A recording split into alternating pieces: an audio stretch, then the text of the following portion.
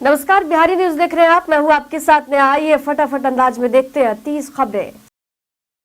संसद के शीतकालीन सत्र के 8वें दिन विपक्षी सांसदों ने काली जैकेट पहनकर मोदी अडानी के खिलाफ की नारेबाजी। राहुल गांधी ने आरोप लगाया कि मोदी और अडानी एक ही हैं और उनकी जांच नहीं हो सकती। मणिपुर हिंसा, किसानों की मांग और अडानी मामले पर विपक्ष ने जोरदार प्रदर्शन किया। झारखंड में हेमंत सोरेन के नेतृत्व वाली सरकार की मंत्री परिषद ने गुरुवार को शपथ ग्रहण किया। राज्यपाल संतोष कुमार गंगवार ने रांची में राजभवन में 10 मंत्रियों को शपथ दिलाई, जिसमें झामुमो कांग्रेस और राजद के विधायक शामिल थे। प्रोटेम स्पीकर स्टीफन मरांडी के शपथ लेने के बाद मंत्रियों का शपथ ग्रहण हुआ। 5 दिसंबर को सोने और चांदी के दाम में बढ़ोतरी देखने को मिली। 10 ग्राम 24 कैरेट गोल्ड की कीमत 146 रुपए बढ़कर 76,538 रुपए हो गई, जबकि चांदी 1,065 रुपए बढ़कर 91,090 रुपए प्रति किलो पर पहुंच गई। पहले सोने का दाम जो है 76,392 रुपए था और चांदी का दाम 90,025 रुपए था। प्रियंका गांधी के नेतृत्व में केरल के सांसदों ने केंद्रीय गृह मंत्री अमित शाह से मुलाकात की और वायनाड में लैंडस्लाइड से प्रभावित लोगों के पुनर्वास के लिए 2,000 करोड़ रुपए का फंड जारी करने की मांग की। प्रियंका ने कहा कि राजनीति से ऊपर उठकर वायनाड के लोगों को राहत मिलनी चाहिए। साउथ एक्टर नागा चैतन्य और शोभिता धूलिपाला ने हैदराबाद के अन्नापूर्णा स्टूडियो में पारंपरिक तरीके से शादी की। शादी की तस्वीरें नागा अर्जुन ने सोशल मीडिया पर शेयर की, जो कुछ ही समय में वायरल हो गई। इस स्टूडियो की स्थापना नागा चैतन्य के दादाजी ने 1976 में की थी। हीरो मोटोकॉर्प की सब्सिडियरी कंपनी विडा ने भारत में अपने इलेक्ट्रिक स्कूटर विडा V1 का अपडेटेड वर्जन विडा B2 लॉन्च किया है। यह scooter 3 variants B2 light, B2 plus और B2 प्रो में उपलब्ध है, जिनकी कीमत 96,000 रुपए से शुरू होकर 1.35 लाख रुपए तक जाती है। सीबीएसई ने प्रैक्टिकल एग्जाम्स के लिए एसओपी जारी किया, जिसमें स्कूलों को सभी प्रैक्टिकल एग्जाम, प्रोजेक्ट और इंटरनल के नंबर सीबीएसई के पोर्टल पर अपलोड करने का निर्देश दिया गया है। रेगुलर छात्रों के लिए प्रैक्टिकल एग्जाम 1 जनवरी से 14 फरवरी 2025 तक होंगे। एग्जामिनर को प्रैक्टिकल की सही कॉपी भी अपलोड करनी होगी। बिटकॉइन की कीमत पहली बार $1 लाख के पार पहुंच गई।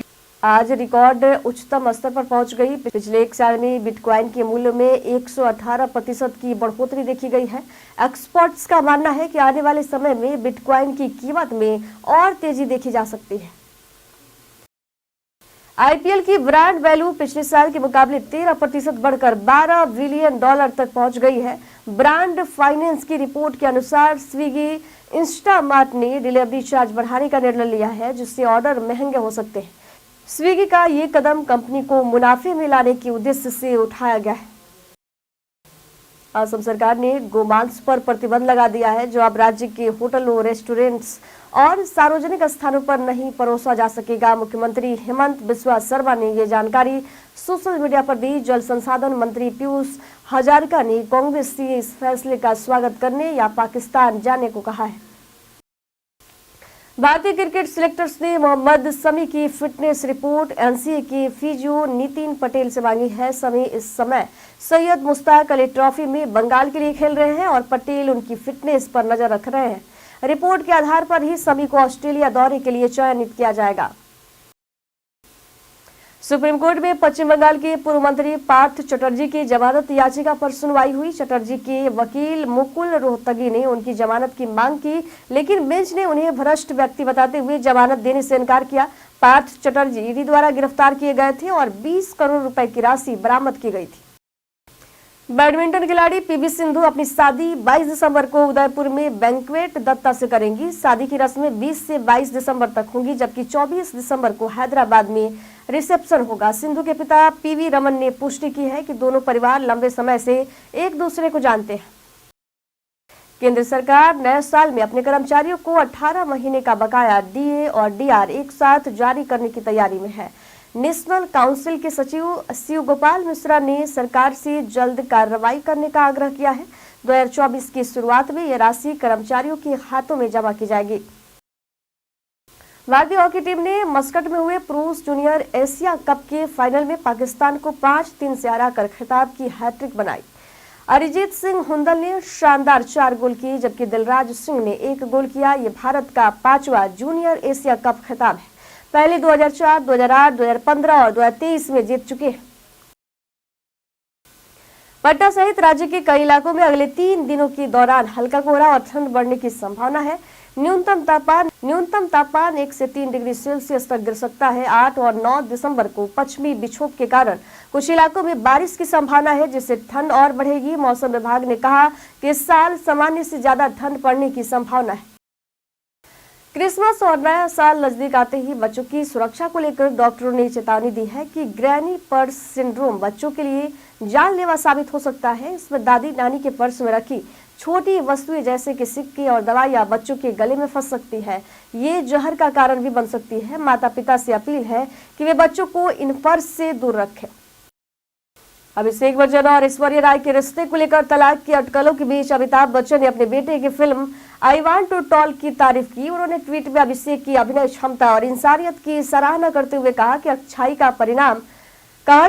का परिणाम हमेशा अच्छा होता है और तुम बहुत अच्छे हो।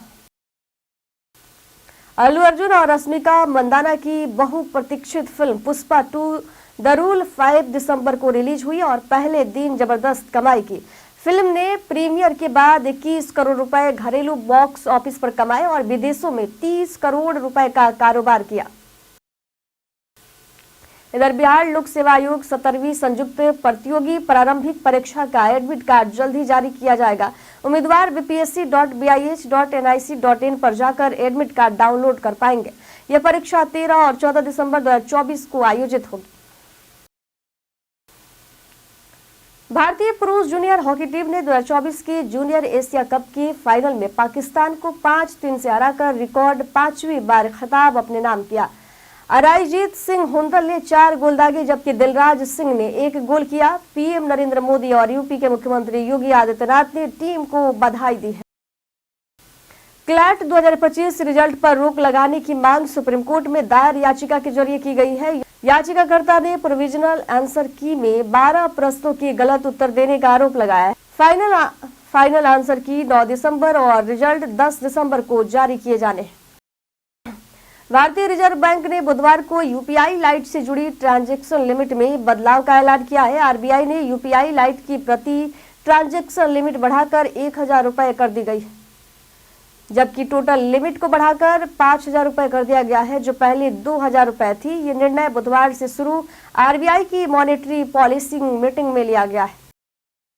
सेंसेक्स आज 80,467 के निचले स्तर से 1,298 अंक संभलते हुए 81,765 पर बंद हुआ, जबकि निफ्टी 24,295 से 413 अंकों पर 24,708 पर बंद हुआ। सेंसेक्स के 30 में से 28 और निफ्टी के 50 में से 41 शेयरों में तेजी रही।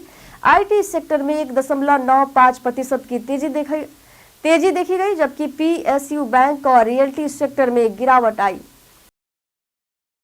आज के लिए बस इतना ही। कल जिन लोगों ने हमारे द्वारा पूछे गए सवाल का जवाब दिया था उनके नाम है मोहम्मद साकिर हुसैन, अरविंद पोद्दार, राकेश मिश्रा, संजीव कुमार, नौशाद रजा, कुमारी शिव, जितेंद्र ठाकुर, अमित कुमार, राजीव, धनंजय कुमार, मोहम्मद इरफान, राम बाबू दास।